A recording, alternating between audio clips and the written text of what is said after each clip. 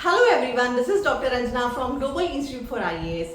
तो आज के 23 मई करंट अफेयर में बेटा शुरुआत करते हैं। ये आपके एग्जामिनेशन पॉइंट ऑफ व्यू से इंपॉर्टेंट भी है बिकॉज फर्स्ट विजुअली इम्पेयर्ड और ये इंडियन विमेन है जिन्होंने की माउंट एवरेस्ट के समिट तक जो है वो पहुंच के इंडिया का फ्लैग वहां पे लहराया है।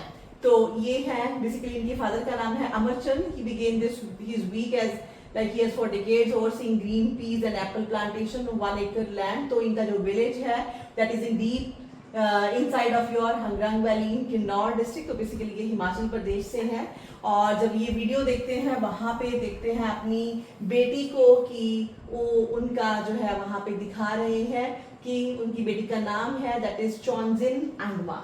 तो ये आपको याद रखना है नाम, दैट इज चॉन्जिन एंगमो। और ये 29 इयर्स की है और इन्होंने ट्राई कलर जो है वो लहराया। और ये आपको याद रखना है कि before her there was Eric Weihenmayer who was like from United States. जो कि फर्स्ट विजुअली इंपेयर्ड पर्सन थे जिन्होंने की माउंट एवरेस्ट को स्केल किया था इन 2001। और उसके बाद फिर नेक्स्ट जो थे that is Austrian Andy Holzer, that is from north जो है पोल रूट इन तिब्बत। इन्होंने 2017 के अंदर किया। और तीसरे थे चाइनीज ज़ैंग और ज़ियांग होंग, इन्होंने 2021 के अंदर। एंड एक अमेरिकन है दैट इज लोइनी बेडवेल। तो ये चार लोग हैं जो ऑलरेडी माउंट एवरेस्ट जो है उसके समिट तक पहुंच चुके हैं जो कि विजुअली इंपेयर्ड है।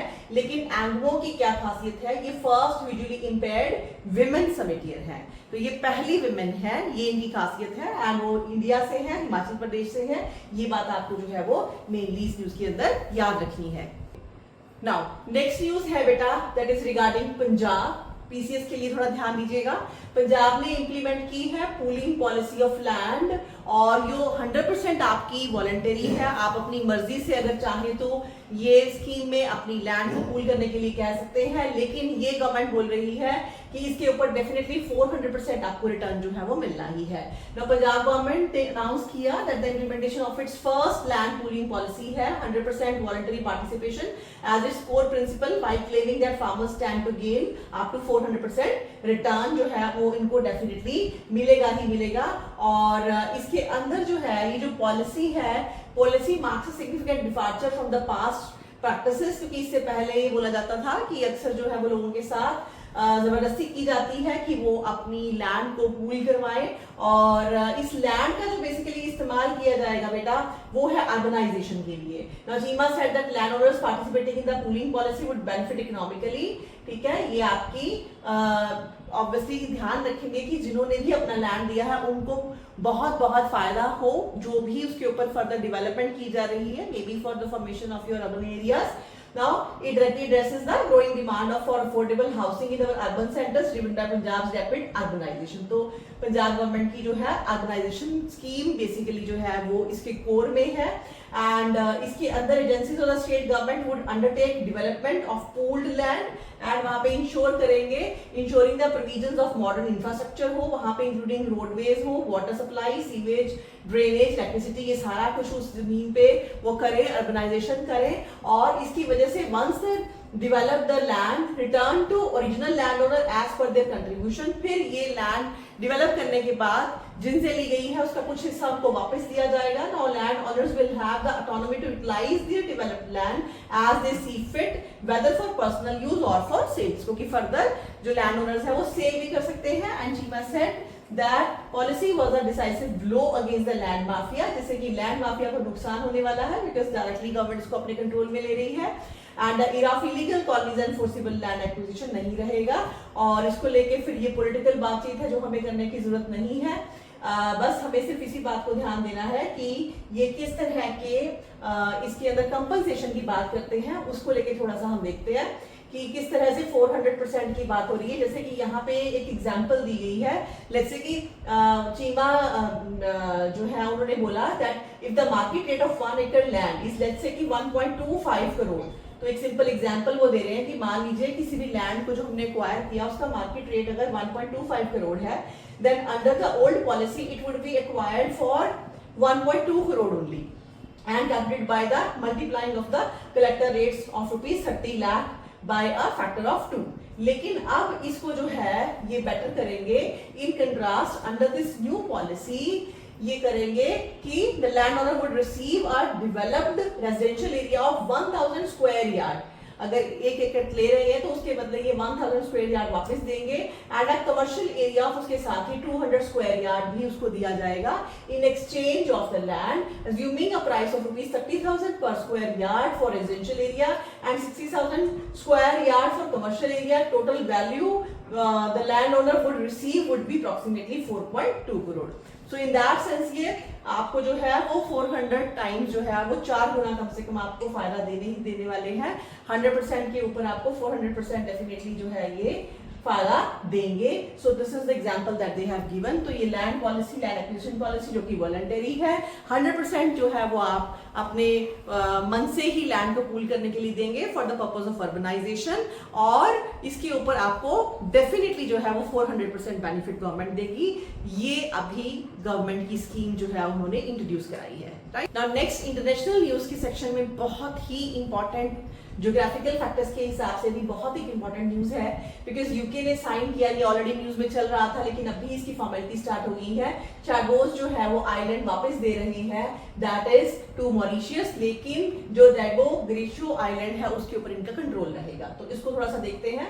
Now Britain signed a deal on Thursday to cede sovereignty of Chagos island to Mauritius after London जज overturned a last minute injunction and cleared the way for an agreement जो government already जो है वो कर चुकी है।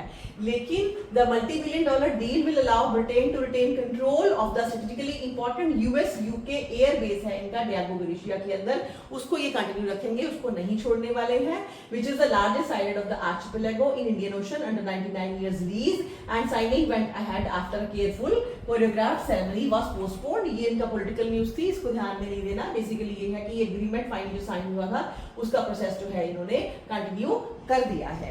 Right, तो इसी वजह से हमारे लिए अब ये इंपॉर्टेंट हो जाता है कि हम इसके बारे में थोड़ा सा और डिटेल में स्टडी करें। करते हैं बेटा ये मैप, और इस मैप में सबसे पहले आपको द ग्रेट चैगोस बैंक, चैगोस आइलैंड नजर आ रहा है। इसके आसपास जितने भी आइलैंड्स हैं इसका बहुत अच्छे से आप मैप स्टडी कर लो। और दिस इज डैगो ग्रेशिया जिसके ऊपर की अपना कंट्रोल रखेंगे। अब इसके आसपास कौन कौन से आइलैंड्स हैं उसको भी ध्यान दो आप। This is your Chagos archipelago, and ये आपका स्पीकर्स बैंक है यहाँ पे सबसे पहले। This is your Blenheim reef, this is Solomon island, very very important. इसी के साथ ही विक्ट्री बैंक है। Now this is Benares shoals and this is Peros Banhos, again important है। और जो आपका ग्रेट चैगो का रीजन है इसके आसपास देखो आपको क्या क्या नजर आ रहा है, इसके सारे पार्ट्स ध्यान में देने हैं। जैसे ईगल्स आइलैंड है, देन यहाँ पे है आपके कितना ब्यूटीफुल है, दिस इज थ्री ब्रदर्स बोलते हैं इसको, and this is your danger island, ये ग्रेट चैगो का ही आर्चिपेलागो का ही सब पार्ट है। और इसके नीचे पड़ा है that is your Egmont island, और उसके नीचे है Pitt bank, then Ganges bank, Wig bank, then Centurion bank. तो ये सारे बैंक्स के ऊपर ध्यान देना है आपने। और इसके साथ ही ग्रेट चैगोस में उसके विद इन जो आपको यहाँ पे सब पार्ट्स दिख रहे हैं वो ध्यान देने हैं। और Solomon islands are always important, then Blenheim reef. तो ये सब आप मैप स्टडी पर अच्छे से करके, दिस इज अबाउट चैगोस आर्चिपेलागो, और इसको आप प्रॉपर अपना मार्क करके रखो। राइट, अब थोड़ा सा इसके बारे में फर्दर पढ़ते हैं। तो चैगोस आर्चिपेलागो और Chagos island, formerly the Bassas de Chagos and later then Oil Island is a group of 7 atolls है ये, comprising more than, इसके अंदर 60 islands काउंट होते हैं। इन इंडियन ओशन के अंदर है, वेरी इंपॉर्टेंट हमारे लिए तो स्ट्रेटेजिकली बहुत ही गलत चीज है, बिकॉज इससे यूके और यूएस की प्रेजेंस इंडिया की क्लोज हो जाती है। एंड ये 500 kilometre south of Maldives archipelago है।